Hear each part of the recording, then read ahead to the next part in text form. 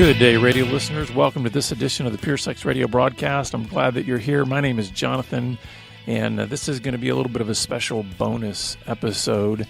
I had done a session back in October in Atlanta with a group of men, and this is sort of a Q&A time, and they were asking wonderful questions about all kinds of things, from dealing with the issue of masturbation to about how do you talk to your kids and all other kinds of just questions that come up when we're talking about the issue of sexual integrity and sexual brokenness in our culture.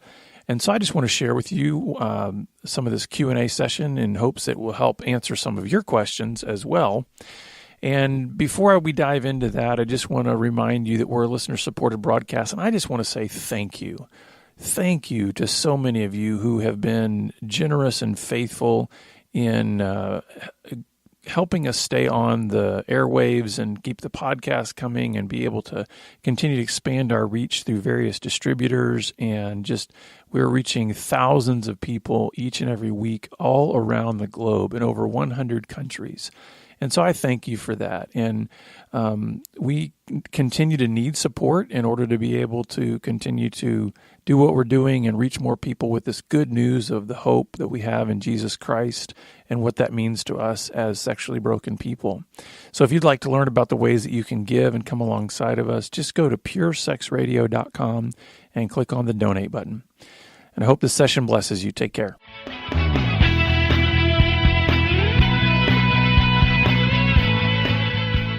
So I want to open it up now for some questions. We've already had a few questions come in.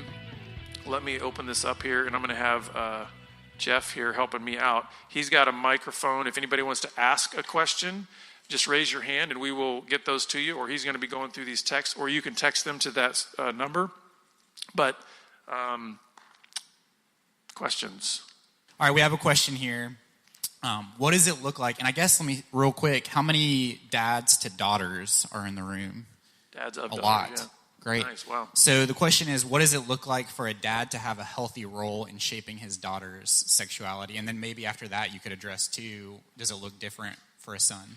Yeah, that's a great question. So I have two daughters and a son in the middle, and they're all teenagers, all in high school, senior, junior, freshman. So, yes, we're in that tunnel of chaos with all of that. But so the way I've approached this and the way I try to encourage men is when you're thinking about daughters, the basic difference that I say in terms of a dad to a daughter versus dad to a son is that in many cases, dad to a daughter, it's less about your instructing her or modeling for her how to be a woman than it is for showing her what a real man looks like. And when it comes to a son, it's a little bit different. I think we have a greater responsibility to actually instructing and role modeling for him what it looks like to be a man. And so that's kind of the fundamental differences there. The way this has played out in my life with my wife is that when it comes to issues of detail and biology, hey, my wife's taken that with the girls. And she's done all of that kind of training in that area in terms of just dealing with body and changes and those kind of things. I do that with my son. So that kind of helps us have really specific lanes that we know what we're trying to do in terms of educating our sons and daughters about penises and vaginas and all those kinds of things and what sex actually is mechanically and all of that. Now, when it comes to unpacking the Word of God, as Julie was stating it regarding it being a metaphor, a holy metaphor of covenant love, guess what? Whole family's all together on that.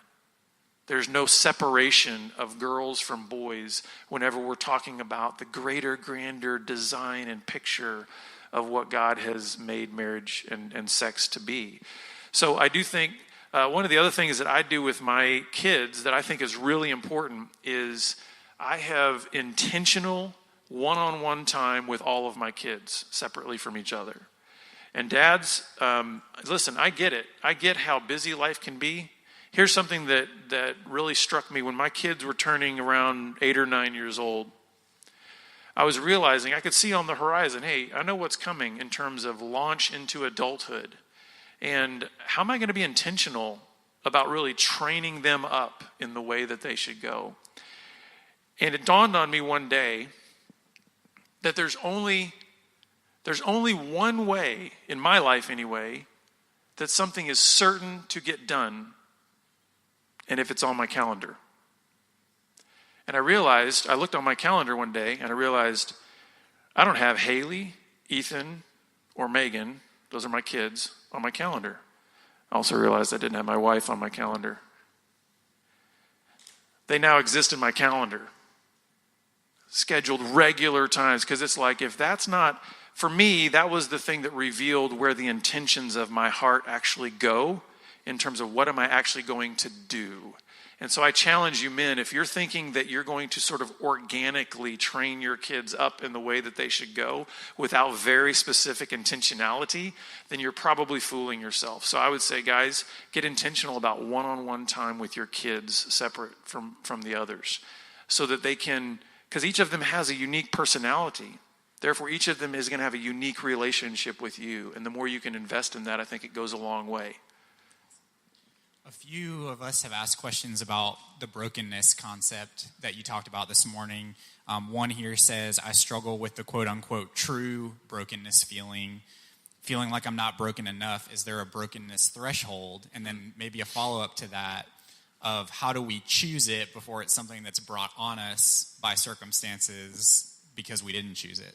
Right, that's a great question. So the brokenness threshold, I've never heard that before. That's interesting. I can't say, I wish I could give you a wheel with colors on it that tells you exactly this is the point of brokenness that's the tipping point. But every single one of us is different in terms of our history, our experiences, our woundedness, all of that, right? I think for me, that's the only place I can come from is really kind of where I came from in terms of what really established for me that I'm in the right frame of mind regarding brokenness now. And that was when I realized it's no longer about self-protection. See, because I think as long as I was continuing to try to say, okay, listen, I'll confess this far, or I'll go this far, or I'll say this much, or I'll let you in this far, there was still always a part that was like, but I got to keep a little bit of me propped up. I got to keep a little of me protected. So that was somewhat of a gauge for me internally of like, how am I sharing this with somebody else? Am I really being honest, or am I still trying to self-protect in some way? And and I realized I was doing the same thing, believe it or not, with God, which is sort of foolish, right? Is there anything that God can't know about you or can't see? But then God really did an amazing thing that showed me really what this can look like from our heart perspective in terms of intimacy with God and recognizing when you have that quote-unquote right kind of brokenness. There's a passage in Revelation 3 where Jesus is basically kind of giving his checkup to these 7 churches. And the one church, he says, let me tell you something. You've left your first love. And then he says to this one church, he says, but I stand at the door and knock. And anyone who comes and lets me in, I'll come in and dine with you and you with me. You know what? When I was a kid, I thought that was about conversion. Jesus is talking to saved people. He's actually talking to people in the church, saved people who have closed the door of their heart. This is a passage about intimacy. So what I realized too in my relationship with God as it pertains to brokenness, are there places within me, even though I know intellectually and theologically God can see behind whatever wall I put up, I may still have put it up. And I may still be operating from a mindset that says, I don't want to let you in there. And God is actually a perfect gentleman. He will not kick that door down. But he will stand at the door and knock. And so what I would invite you to do in terms of kind of assessing that in yourself is try to find some quiet time with God this week where you're getting as serious as you possibly can before him and say, God, will you show me where you are knocking? And that will begin to indicate to you where you've closed yourself off. And that's where the brokenness can come, because you can repent of that. You can begin to say, God, I want to let you in. Because he says, this is the great news about that passage, is he doesn't say if you open the door, he might come in and dine with you. He says, listen, you open that door, I'm in. I will come. It's a promise. But the door has to be opened by you. And so that was one of the things that really indicated to me some other areas in which it was like, I don't really want to let God go there. I don't want to let him go there when I start thinking about my fears, my anxieties, my depression. I don't want to let him go there. And that was God showing me you need brokenness there. What was the second half of the question on brokenness? Just choosing it versus having it brought Oh, on. yeah. The idea of getting out ahead of it instead of waiting till your circumstances demand it, right? And by the way, even if circumstances demand it, you can still have false motives for quote-unquote brokenness. You know what I mean? Because we see this in guys all the time. They're broken because their wife left them. And really their motive is, I want to get my wife back. And so we have to be careful, too, of even when circumstances get to a place where it feels like it's dictating, it's mandating that we be broken, that we still evaluate, am I truly broken because I'm actually like David, broken over my sin against God and not because of my circumstance being in trouble. But in terms of getting out ahead of that, I think this idea of asking God where he's knocking is a huge way to do that, because you're taking initiative to say, God, I actually know in some way that my heart is still closed off to you. And here's the good news, guys. God doesn't abandon us. He promises to never leave us and never forsake us. What that means is that he will keep knocking. I used to think that the faithfulness of God, meant that he just never was going to leave me. In other words, wherever I go, he's just never going to leave. And that's true. I came to also realize that the faithfulness of God also means that he will keep giving me opportunities to come out into the light. See, when you are about to click on that mouse button to go to that porn site and the phone rings, you think that's an interruption. When you are about to do fill in the blank with whatever it is that's going to go towards some kind of sinful sexual acting out, and a bird starts squawking outside your door, you think that's just an annoying noise. I believe those are all the kinds of ways in which God says, I'm faithful. I'm actually right here. I see exactly what you're about to do, and I'm giving you an opportunity to step into the light. He is faithful in that way too. So what I'm saying in that regard, in terms of getting out ahead of this idea of brokenness, is start to become more aware of the whispers of God in your life and in your surroundings. Start listening to the birds. Start answering your phone. Start doing some of those things that before they seem like annoyances or that they're getting in the way of your will, when in fact it could be God is actually saying, I'm trying to invite you back out into a wide open space of being in the light rather than going further into the dark. So, two-part question. The first part, this morning we talked about the thought that comes in, not necessarily sinful, but do we keep it there? And so the question is, at what point do our thoughts turn into lust? Yeah. This is probably a top 5 question that we get in terms of like, man, where's that line like in the mind? And some guys, listen, if you're an engineer, this is going to be hard for you, okay? Because you want to have like a specific, like what degree, what angle, and all this kind of stuff. And so you're probably going to struggle more than those of us who are more artistic or something. But here's the way I usually answer that, is I think about it in terms of the definition of fantasy or even just imagination. God is a creator, right? So since we are made in his image, we are given creative capabilities. And so much of this is represented in our minds. We have the ability to imagine incredible things. Now, being made in God's image, when he gave us that creative ability, everything in creation, everything in our imaginations is ultimately meant to point us and our attention onto God. The way I like to think of it is all beauty is meant to draw us toward God.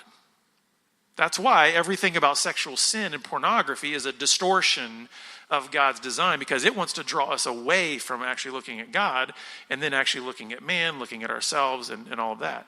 So if you can at least start to establish that all beauty is intended to point me to God, it might start to reframe even what temptation looks like to you. Things that before you say, man, I see that, and you acknowledge it as temptation, but usually then you want to start saying, how can I get in the shadows? How can I get in the dark? I want to make this about me. Instead, we can say, listen, all beauty is meant to point me towards God. So if I recognize that, I believe that, what am I going to do in that moment then when I see beauty that feels tempting to me? Then I have to redirect. This is the way I think of it. Where we cross the line in our minds is when we take our God-given imagination, but we use it and direct it towards self-centered pleasure. Guys, the fact that you see beauty, the fact that you are tempted is not sin. Jesus was tempted. It says he was tempted in every way, just like we are. We have a Savior that can actually identify with those feelings that all of us have had this week of temptation, whatever it may be, whether it's lust, greed, envy, whatever it might be. Jesus can actually identify with that. So the fact that he knows what that feels like means that that feeling isn't sin. And some men have gotten so much guilt and shame associated where they've taken those feelings into sin that then they just sort of cover and throw a blanket over the feelings themselves and say that it's all sin. So we have to start to recognize that to be tempted is not sin. What we have to do, though, is recognize what's going on in our minds. When temptation comes in, we have to say, which direction am I going to point this? Am I going to take that temptation and then to begin to use all the faculties that God has given me in order to now direct that towards myself and my own pleasures? Or am I going to take all this imagination that God has given me and use it to direct that moment towards him? And here's one little phrase that I use. I'll give you several little tricks that have helped me along the way. One is let beauty pass. So the idea is, I'll be walking through a grocery store or something and boom, there's a gorgeous woman and I have just that twinge. There's two things. There's the wow response and then there's the temptation. And both of which have not crossed into sin. But I'll feel that and I'll just say, sometimes in my own head, sometimes out loud, quietly, let beauty pass. And then I just walk on because it's like I have a decision in that moment. Which direction am I going to focus my mind? The other one that's been helpful is when it comes to temptation, temptation is always seeking to get you to go into an area that has mystery to it. It's always seeking to get you to go behind a wall, right? That's what temptation is. It's saying, come over here, come into this, do these things over here. And it's part of our human nature. My wife and kids, some years, maybe about 7 or 8 years ago, we were in Branson, Missouri, and we were on a ministry trip. I got to take them with me. And one day we got a day off, and we were going to Silver Dollar City, which is a theme park in Branson, Missouri. Well, they had a whole area of the theme park that they were doing construction on. So they had all these 8-foot tall wood fences up around it. And about every 20 feet, they had a hole in the fence about 3 feet high, about every 20 feet. And above the hole, it says, "Don't look here." And there's a line of 20 kids that are lined up in there, right?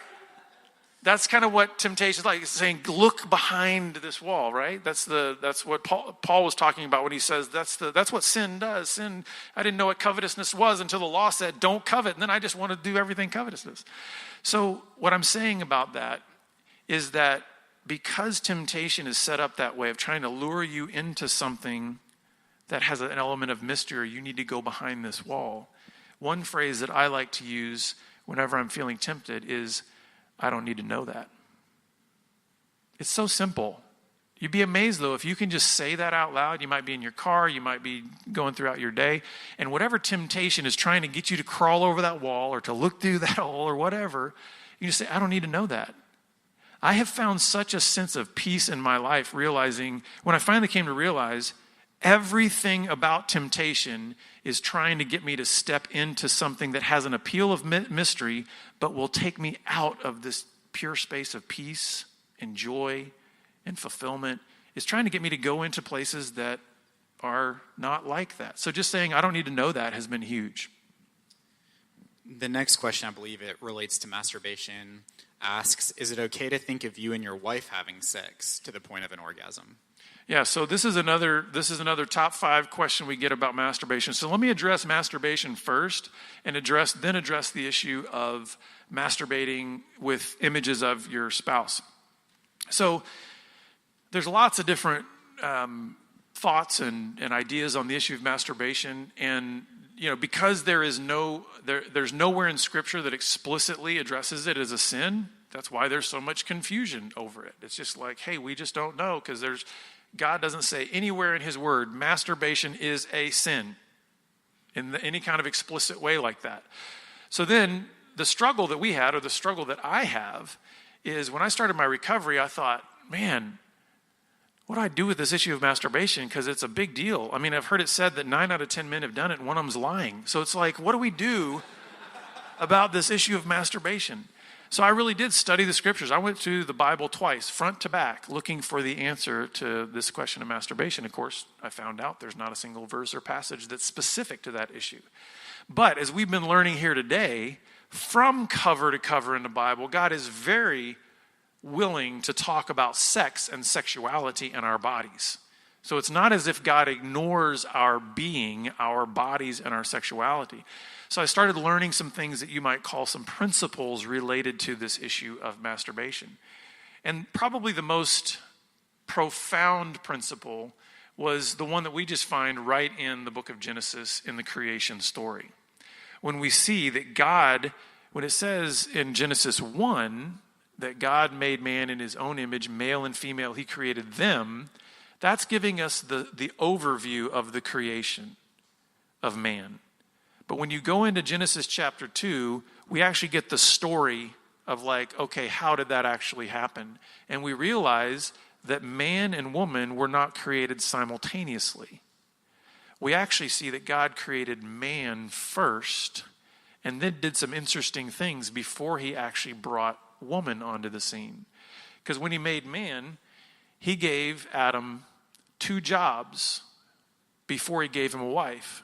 And if you're single, that's a good order to get things in. Get a job before you get a wife, okay? That's always a good way to do that. I mean, it's biblical, right? Get a job before you get a wife. So anyway, he had 2 jobs: take care of the garden and name the animals. And after he named all the animals, that is when God said, looking at this single, alone man, it's not good for man to be alone. That is rich in terms of theology throughout the entire Scriptures. Because did you know God actually could not have made man in his own image if there was only one? Because although God is one, he is 3. He is a community unto himself. So for us to be made in his image required multiplication, required more than just a single individual. But when God brought Eve along, that's where the complementary part came in. I mean, I'm sure Adam, as he's naming all these animals, is seeing complementarianism all over the place with all these various species, and yet there's nothing that looks like him out there. So God brings Eve. But here's the thing. When God looked at Adam and said, it's not good for man to be alone, I am of the opinion and belief that Adam was a fully formed man in that point in time. In other words, I don't think he got a penis slapped on after Eve was created. I think he was a fully formed man. So God is looking at this fully formed sexual man and saying it's not good for you to be alone. I think there's a commentary to that about how God views sex, is that it is meant to be relational. The design of sex is meant to be relational. You could define masturbation as alone sex. So I think there's a fundamental difference in terms of how we engage these 2 areas when we think about masturbation versus sexual intimacy with a spouse, is that there's a paradigm difference there. One is typically focusing on me. The other is actually meant to focus on the other person. Now, I'm not saying that there can't be what we call intercourse masturbation, where basically you're taking that same paradigm of it's all about me and actually applying it into the sexual relationship with your wife. But the design of marriage by God is, this is meant to be something where it's mutually giving and mutually satisfying. As it pertains to this issue of fantasizing over your wife, we get this question a lot living in San Antonio because it's a military town. Lots of military guys. And so you got deployments. You got guys that are, gone 6, 12, 18 months sometimes on a deployment. And that is, you want to talk about a high stress situation to be in, away from their wife or husband, because there's women that go on deployment too. And this question of masturbation comes up over and over again. And I will just say this. over the years, I've gotten much more gracious in my response to those questions. Because here's the thing, I want to point these men to Scripture and say, in the same way that I had to go on a journey of discovering where God was taking my heart related to this issue, I invite you to go on that journey too, because a lot of times what I discovered is God not only exposed all of the fallacies of my thinking in my masturbation history, God also showed me all the fallacies of my thinking in actually being sexually intimate with my wife. There was plenty of selfishness going on in that regard too.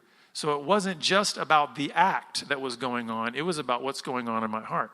Now, that being said, I want to say a couple more things about this issue of masturbating to fantasies of your wife or those kind of things. Here's the difficulty that we have whenever we go into fantasy. Fantasy of any kind is not real. That is the definition of fantasy. It's not real. So here's the thing that I challenge men in when it comes to this idea of what if I just masturbate to images of my wife is, well, it may be images of your wife, but it's actually not her. Because here's what typically happens. If we have kind of a self-motivation is the image I'm creating of my wife in my mind might not reflect anything of who she really is. In other words, what I might be having her do in my mind is nothing she would actually ever do in reality. Therefore, I think that's a problem because now I've, again, made it all about me. So I just want to, those are some things I would encourage you to explore on your own in terms of just being able to figure out, hey, where's my heart? What am I doing? And listen, not even just about the masturbation. I encourage you to explore motives of your heart, even if you're being sexual with your wife in terms of intercourse, because there's plenty of selfishness and other kinds of wrong thoughts and fantasies that can be going on there that are just as dishonoring to God's design as if you're going over here and looking at porn or just masturbating. Oh, yeah. Great question. So, yeah, dealing with my son. So, my son's 16 now. And when he was little, I mean, everything about, we've had open, ongoing conversations with our kids about their bodies from the time they were born. Because when my wife and I got back together was when we started having kids. So we'd come out of all of this brokenness and all of this stuff, and we were like, okay, first, number one, we are not out to win any parenting awards. We know we're going to fail plenty of times, so let's just be really open. The other thing is we are not going to set up a home where there are any topics that could be seen as you can't talk about that. So it's like everything is open for discussion. I often think, man, if somebody ever visited our house during dinner or something, they'd be thinking, what is wrong with this family? They talk about that? Yes, we talk about all kinds of stuff. So from the beginning, we wanted to make sure that when we talk about body and nakedness and all those kind of things, we're real open about it. When my son turned about 9 or 10, that's when I started having more intentional conversations to him about what's coming up. Body changes, desires. And of course, at that time, he's just looking at me blankly like, you're out of your mind, Dad. This stuff is never going to happen. What are you talking about? Girls? What are that? Yes. Anyway, he was not too keen on that. But then when he turned 13, on his 13th birthday, I got him a William Wallace sword, knighted him, and I said, you're no longer a boy, you're a man in training. So that spoke a whole lot of identity into him in terms of just being able to start setting him up for manhood. And that's when we really started having all these very intentional conversations. I mean, he knew about what pornography and those kind of things were before that. But in terms of really starting to get way more intentional about masturbation, desires, all those kinds of things. And what has helped the most about that is what I actually mentioned earlier this morning, and that is leading with your own story. I challenge every man of any sons is that probably somewhere between the ages of 10 to 13, you need to tell your son about the first time you saw pornography and how you responded to that. And then as he goes through each of those years, begin to just unpack your story with him. That goes along. I mean, most dads freak out when we tell them that. No, I want my son to have an image of me, of what it looks like to, be all together and be strong. And it's like, okay, I mean, you can screw up your kid how you want to, but this is how I'm screwing up my kid, okay? So I tend to think I'd rather be out front of that and just saying, let me just be honest with you. The things you're struggling with, I actually know what it's like. Even though there were no cell phones when I was in high school, even though it's like the culture may look different around us, but what you are dealing with, I know exactly what that feels like. And I've shared with my son the first time I saw pornography, shared with him the first time I masturbated. We talk about masturbation and the struggle, and I've been very we're real open about that. So the other thing that I set my kid up for was I told him from the very beginning, you will never be in trouble for confessing any kind of sin struggle with me, ever. Because I think there's a perception among kids that if I were to cross a line or even struggle with things that in our Christian faith we know are clearly sin, then I'm probably going to get in trouble if I tell mom or dad about that, right? Instead of saying, but what did we just read what the Bible said? There is forgiveness waiting for those who confess. Where? In community. If we confess our sins, he is faithful and just to forgive us and cleanse us. So son, bring that to me. You're never going to get in trouble. In fact, you'll get forgiveness when you come. So I think setting him up for that too. And then also just trying to help him think about this idea of the greater context of what sexuality is all about. So that when he kind of gets that tunnel vision drive towards, I can't help but think about wanting to masturbate right now. He's got some kind of context to be able to put that into that says, okay, this isn't all there is. Because I think when we're teenagers, it's very easy to think that whatever is directly in front of us in our minds or in our lives, whatever, that's the only thing that matters. And so being able to continue to bring it back to that larger context helps. And then I think just having those intentional one-on-one times of regular conversations. And any of you guys that have kids that are already grown, especially, well, sons or daughters, you know this. You can tell your kids till you're blue in the face, you can share anything with me. Yeah, whatever. And here's the thing. They might say, great, Dad, I think that's awesome. They will never share anything with you. So you have to be thinking about, I have to be the one to constantly initiate these kind of conversations. But here's the key, I think, is when you're having this one-on-one time with your kids, especially with your sons, don't make those one-on-one times only about purity. Like only about, so how are you doing with your eyes? Because then they're going to start thinking manhood means I'm one-dimensional, I'm purely and only a sexual being. That I don't actually have ideas and creativity and, you know what I mean? So we have to be careful about also then making those times where then they're just going to start being in a state of panic and fear about those conversations. Good question. That's a real common thing. Here's, I would say that's probably more of our own fear than it is what would actually happen. And the reason I'm saying that is because if we're willing to keep having ongoing open dialogue and open conversations with our kids, then hey, we can recover from that. If a kid goes, that was too much, Dad, I don't think I can, okay, we'll just keep talking, no big deal. If we're thinking in terms of, I've got to try to land a single talk that is going to nail it all, then yes, we can probably say we're probably going to introduce too much and then we never have another conversation after that. That's probably going to be a problem. But if we are seeking to have an ongoing dialogue with our son, I think keep the topics open. I do think there's a responsive and a preparatory nature to this. We respond to whatever issues they're dealing with right now that maybe we couldn't foresee or just things that come up at school or with friends or whatever. We respond to those issues. Hey, I had a friend show me something today. Okay, let's talk about that. But then also we try to prepare them by saying, okay, if my son's 10, then we got to start talking about body changes and that things are going to be happening. And what does that mean? How does that fit into like what Julie was talking about of why do we all of a sudden have a 600% increase in testosterone during the adolescent years and all of a sudden think that everything is a sexual object? Like, why is that? And we can put it into that context of that overall, this is the drive toward covenant love. God did not make you to live as an isolated guy on your own. He made you to actually pursue relationship.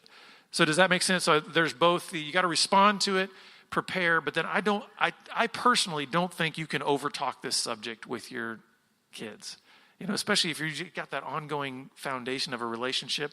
This is where that humility piece comes in a lot. It's just going, God, I don't know what I'm doing. I'm going to try my best. I'm going to try to be a good steward with these kids, but you have to have them because, I mean, I could probably screw them up. And I think if we have that humility, I think we're going to be just fine.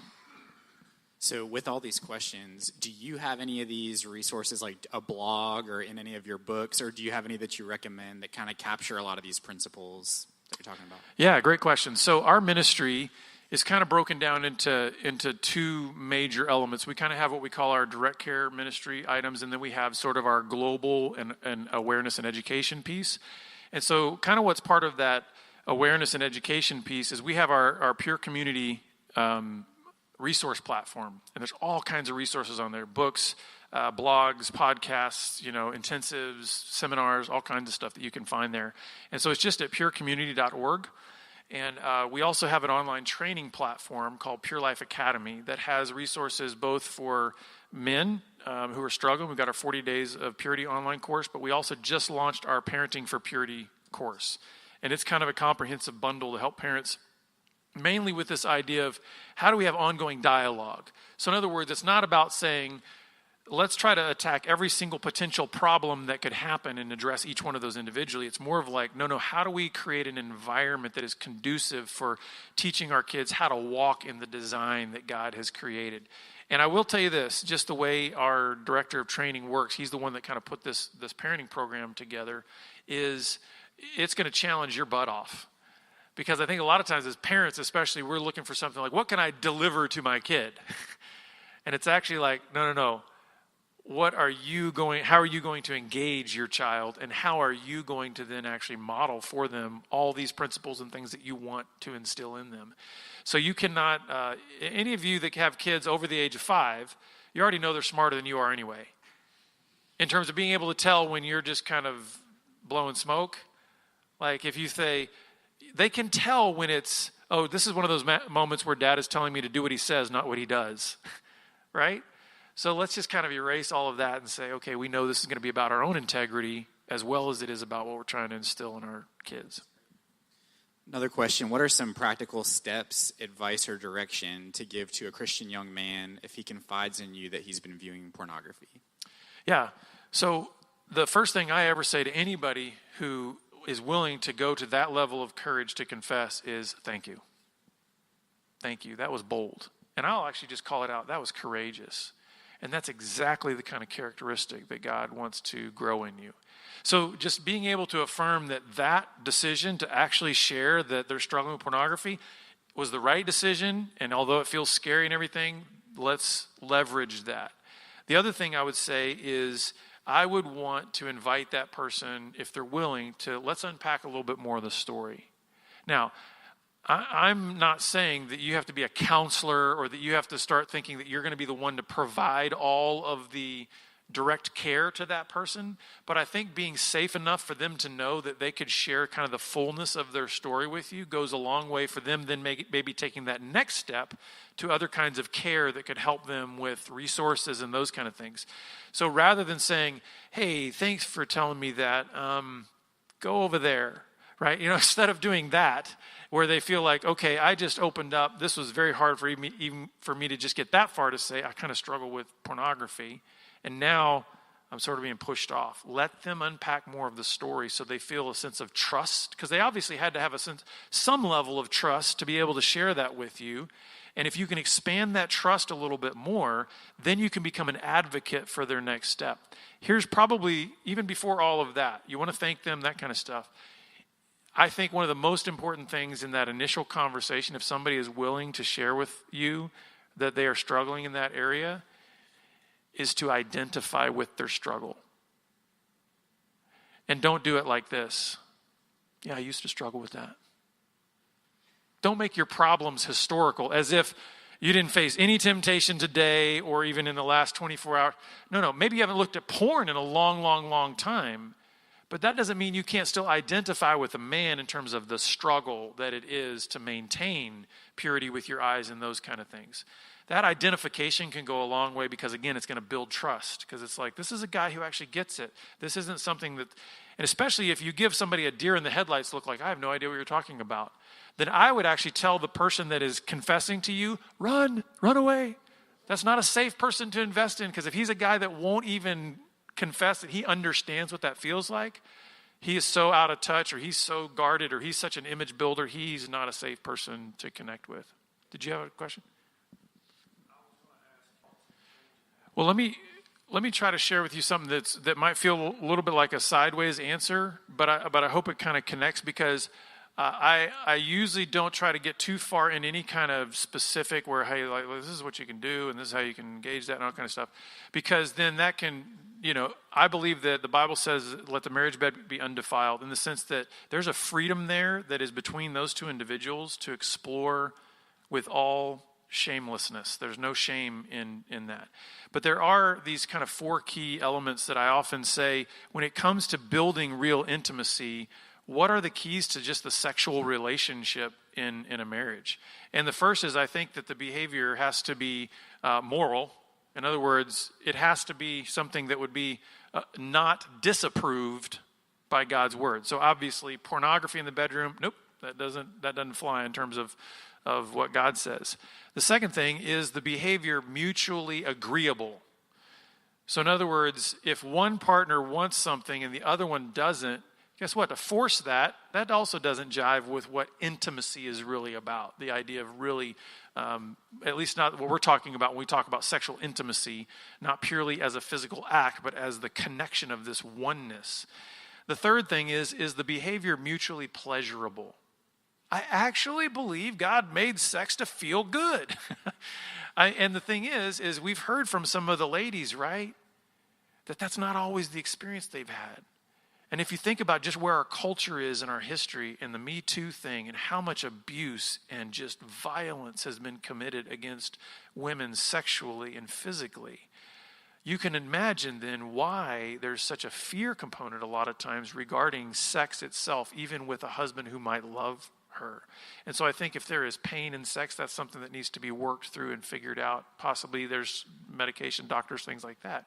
So it needs to be mutually pleasurable. And then the final thing is it producing oneness? See, I think like many guys, who grew up with that purity narrative, that, hey, once you get married and you are able to have sex, let's keep it in the physical, right? Once you're able to have sex, that's what oneness must mean. But man, as you begin to unpack the scriptures and see that idea of yada, to know deeply, the sexual piece is actually an important but small part of the overall intimacy that is being sought. So then I think that gives a lot of room for exploration. So if those 4 things, those are just kind of a litmus test type of things, like, hey, okay, is this something that's not disapproved by God, specifically in his word? Is this something that we both agree to? Do we both find it pleasurable? And is it actually building the deepness of our oneness? I think if all 4 of those things are in place, you have an unlimited amount of freedom to explore and enjoy what that looks like. And so I think that's a good way to maybe kind of move further into what the intimacy aspect is, rather than just, let's have quote unquote pure sex. Does that make sense? Another question, what resources do you recommend for a man who's stuck in porn addiction? Okay, so the key things to that is, community is necessary. So whether that be with a counselor or a support group, it's so essential to get connected with other men. There's no way you can do this to the degree that God wants you to do this in isolation and disconnection. God did not design us to be isolated. At the very beginning, he says, not good for man to be alone. I think there was the specific context of that being in terms of bringing Eve and this idea of marriage and that covenant there. But I think it's also in a larger context that we see all throughout the rest of Scripture in terms of God did not call an individual necessarily. He called a people, right? Because even when he called Abraham out, what did he say? I will make a great nation of you. He's always been about community and people. So you need to be plugged into community. A lot of times a support group is really good for that. I know there's some communities here in the local area that could really help you with that. Hope Quest and some of the others can help you get connected with those kind of things. True North, they can help you with that. The other thing too is just, I think it's good to get a better understanding of what God's design and purpose is. I highly recommend Julie's book, Rethinking Sexuality, in that front of just saying, okay, what is this overall view?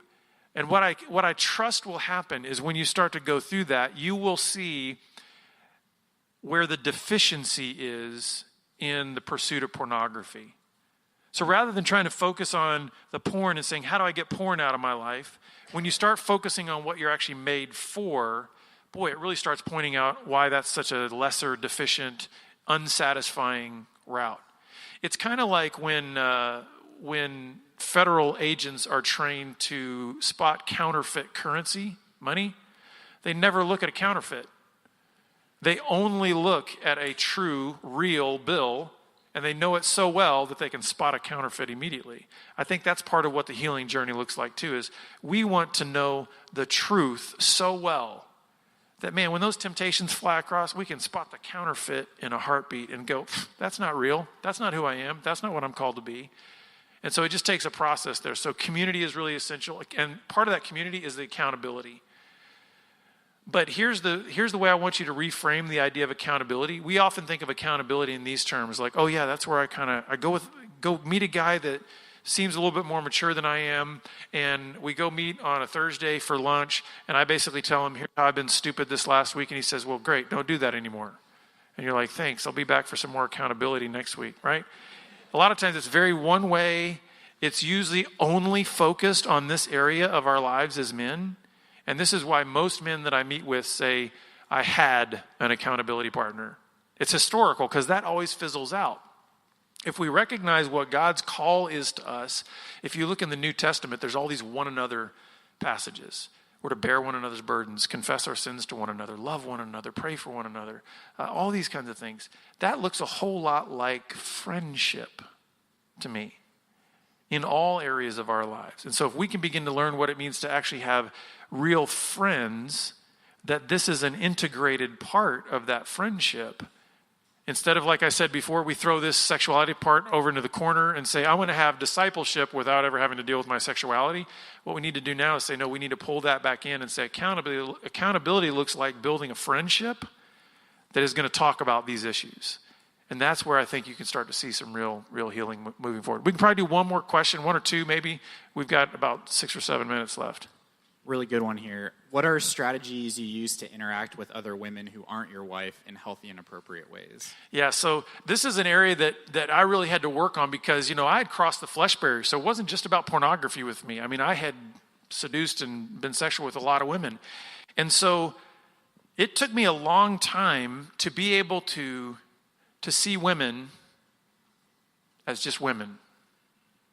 And what I mean by that is I had spent so much of my life through a pornographic grid looking at women as targets rather than seeing them as a sister made in the image of God. And so the struggle I had for a long time was because I was struggling with being able to just see women as sisters made in the image of God rather than targets. I really struggled with what I said earlier about temptation not being sin. And I felt like, man, if I have any temptation here, then, I failed. See, because I had temptation when I saw that woman. And I finally had some wise guys get around me and they said, okay, so let's unpack this. So you saw that woman. Did you flirt with her? No. Okay, well, did you act out later with her in fantasy? No. And they started going down, they were like, okay, chill out, man. You didn't cross the line. And so I started to kind of that was one area, just stop hyperventilating, thinking that every woman is a target. The other thing, too, is what I just mentioned, reframing their value. When you begin to actually tell yourself, and I think it's good for you to actually say some things out loud when you're by yourself, when you're really trying to kind of reshape your thinking in this area. And if you can start to say, women are a valuable treasure of the King, or women are priceless daughters of God. You can start saying things like that. Women are my sisters, and we stand before the holy God equally valuable. When you can just start to say those kind of things, to be able to say, so the next time I see a woman, I'm going to see her through that grid. I'm going to see her through the grid of being made in the image of God.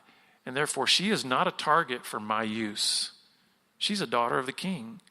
She's a priceless treasure of a holy God. And so when you can start doing that, that helps a lot. And so the other thing, too, is that I think you just need to create your own personal parameters for what you will and will not do when it comes to other women. We call these, actually in our ministry, we have what we call our standards for irreproachable conduct.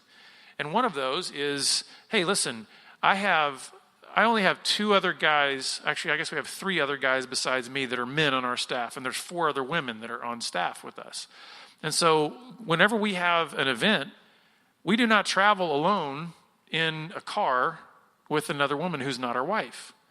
I mean, just those types of things. We have windows on all of our doors in our office so that if a door is shut, there's a window there. So we don't put ourselves in compromising situations. So the thing is that you have to think about it when Ephesians 5:3 says, let there not even be a hint of sexual immorality among God's people. What's that going to look like in your life? The other thing too is as a married man, this is one of the ways that I deal with it is when my wife and I got back together, I realized that this issue of marriage and oneness has real implications for even when my wife is not physically present with me. Because see, guys, I'm standing right here. My wife is physically downstairs somewhere, but she's actually right here. Because we're one. So wherever I go, she is with me. And wherever she goes, I'm with her. And because we've built that oneness and we have that understanding, when I'm traveling and I'm checking in at a hotel and there's a cute receptionist that is actually checking me in, I'm sitting there thinking, my wife is standing right here with me. Do you know how my vocabulary and my language and my conversation changes? Because I know she's here with me. Now, some of you guys are going, I'm single, I don't have a wife. I guess I'm going to have to flirt with that hotel, checking. Like, no. Guess who's with you always to the end of the age? Jesus Christ is right there. And you know what he calls us? He calls us his bride. So the fact of the matter is that if you're a Christian, you're married to Jesus. So even if you're single in terms of you don't have a wife in the physical, you have a marriage in the spiritual. And so everywhere you go, he's with you.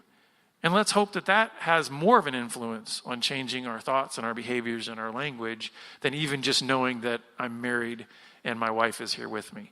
So one more question and then we'll break.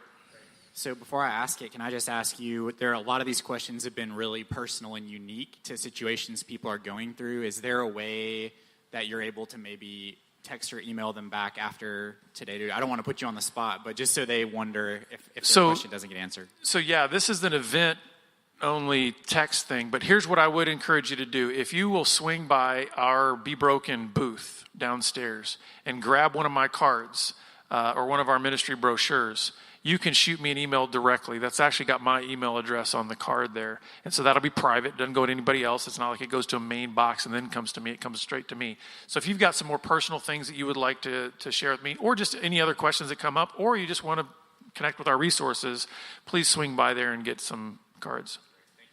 All right, last question. You've mentioned our need to die to ourselves. I hear that a lot. I don't know where it is particularly in Scripture. What do you mean by that phrase, dying to yourself? Okay, so yeah, when you look at Romans 12:1, and that we're to offer our bodies as a living sacrifice, holy and pleasing to the Lord. That's the idea of dying to yourself. That's one area that you can find it. I love that J. Vernon McGee used to say the problem with a living sacrifice is it likes to crawl off the altar. So this is why it's a daily thing. The idea of dying to ourselves is at whatever point I am seeking to live, think, or behave independently of how God has actually made me to live, that's what I have to die to. I have to die to that. So if I'm saying, God, I want to do something with that image that I just saw, and I want to use the mind that you gave me, I want to use the imagination and creativity that you gave me in order to make that moment and that image all about me. I have to die to that. And that's why I think that kind of language is used, is this is not something that we can sort of just toy around with and say, well, I'll get to it when I feel like it. No, it's like pull out the axe. We have to crucify that. That's why I think the imagery in the Old Testament was so severe against sin, because God takes sin seriously. And you know why he takes sin seriously? Because he loves us deeply. And the thing that separated us from him was sin, and he wants to kill it. And so we have to take that same mindset on of, do I take sin and the possibility of sin in my life to the same degree of seriousness that God does? Because if I don't, then I'm probably going to drift away. I'm going to start to think that I'm my own little God, be my own autonomous creature, and we've got to get away from that. So I think the idea of dying to self is, hey, at whatever point I'm in disagreement with God and I want to make it about me and do it my way, that's what has to die. And I have to say, I'm going to submit and surrender to what you say.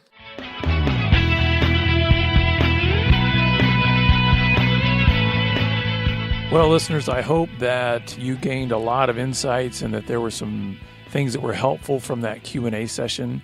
If you have even further questions, if there's other things that you're wondering about that were not covered in this Q&A session, please reach out to us. You can contact us on our puresexradio.com website, or you can even tweet at us at puresexradio on Twitter. We'd love to try to field any more questions that you might have and get you the help that you need. We're glad that you've been with us, and we look forward to having you back here again next time on the Pure Sex Radio broadcast. Take care. Pure Sex Radio is paid for by Be Broken Ministries. Visit us online at puresexradio.com.